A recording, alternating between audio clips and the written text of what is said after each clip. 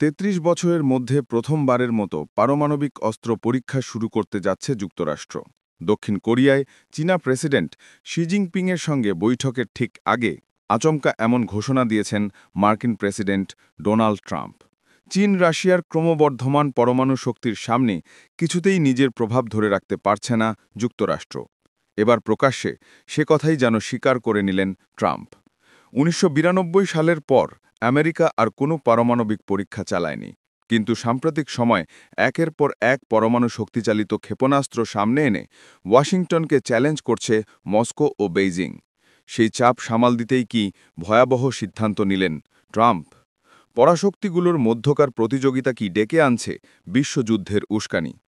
১৯৯২ সালের ২৩ September Nevada মরুভূমিতে সর্বশেষ পারমাণবিক বোমার পরীক্ষা চালায় যুক্তরাষ্ট্র।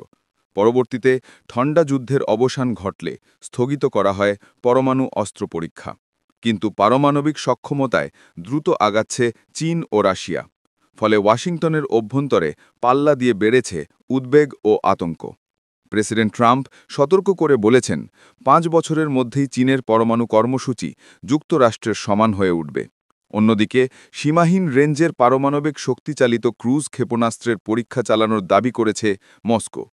দেশটির সাম্প্রতিক এক পরমাণু মহড়ায় জলস্থল ও আকাশ থেকে ছোড়া হয় ব্যালিস্টিক মিসাইল। এসব ঘটনার জেরে নিজেদের দুর্বলতা ঢাকতেই যেন মরিয়া হয়ে উঠলেন ট্রাম্প। রাশিয়া, যুক্তরাষ্ট্র ও চীনের মধ্যে পারমাণবিক শক্তির ভারসাম্য এখন ভয়াবহ এক বাস্তবতা। স্টকহোম ইন্টারন্যাশনাল পিস রিসার্চ ইনস্টিটিউটের সর্বশেষ তথ্য অনুযায়ী রাশিয়ার হাতে রয়েছে বিশ্বের সবচেয়ে বড় পারমাণবিক ভাণ্ডার। মস্কোর প্রায় ৫,৪৫০টির বেশি ওয়ারহেডের একটি বড় অংশ যুদ্ধে তাৎক্ষণিকভাবে ব্যবহারের উপযোগী। এর থেকে খুব একটা পিছিয়ে নেই যুক্তরাষ্ট্র। তাদের অস্ত্র ভাণ্ডারে আছে প্রায় ৫,১৭০টি পারমাণবিক অস্ত্র।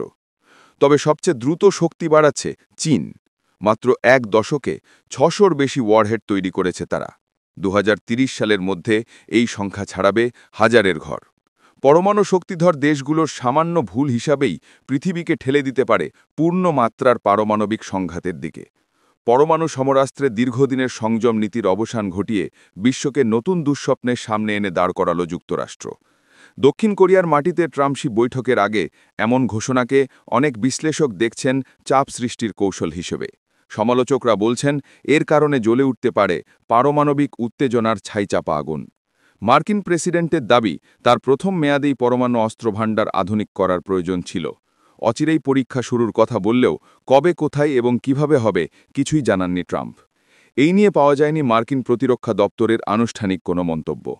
আন্তর্জাতিক রাজনীতির দাবার ছকে ট্রাম্পের পরমাণু অস্ত্র পরীক্ষার ঘোষণা তৈরি করছে অজানা বিপর্যয়ের সংকেত। দক্ষিণ কোরিয়ায় শি জিনপিংয়ের সঙ্গে হাত মেলালেও চীনের সাথে এখনও বাণিজ্য যুদ্ধ শেষ করেনি ওয়াশিংটন। কিছুদিন আগে পুটিনের সঙ্গে বৈঠক বাতিলে সাহসও দেখিয়েছেন ট্রাম্প।